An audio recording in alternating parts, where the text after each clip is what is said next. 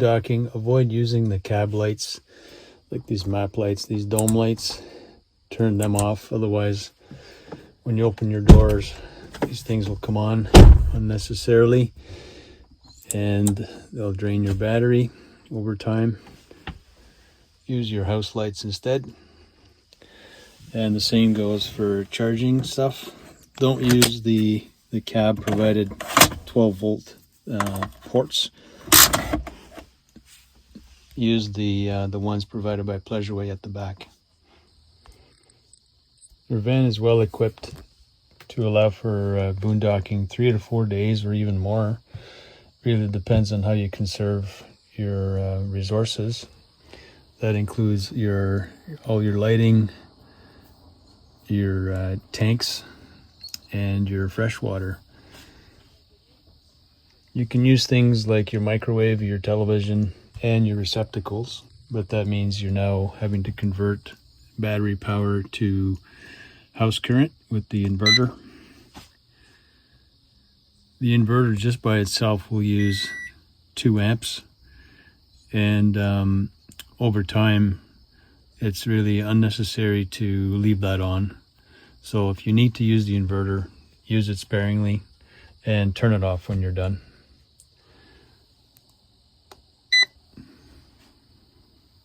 It's a good idea to monitor your resting voltage here on your Spider. 13.8 is an excellent level. That's fully charged. Haven't started boondocking yet, but over time this will drop. Forget about using your air conditioner if you're boondocking, unless you run your generator, and that's extremely noisy, so probably not a popular choice.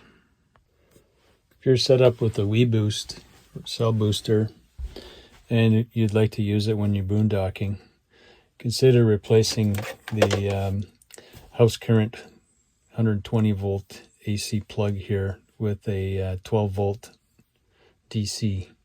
On boondocking, if you opt to run your generator, you'll be able to use your air conditioner because your inverter will turn on.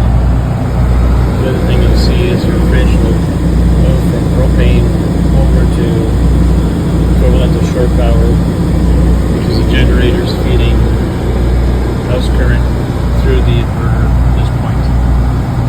When you stop your generator, the inverter will stay on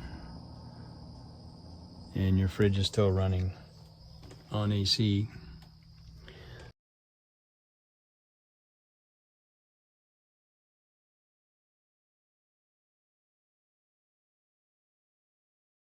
I'll shut this off.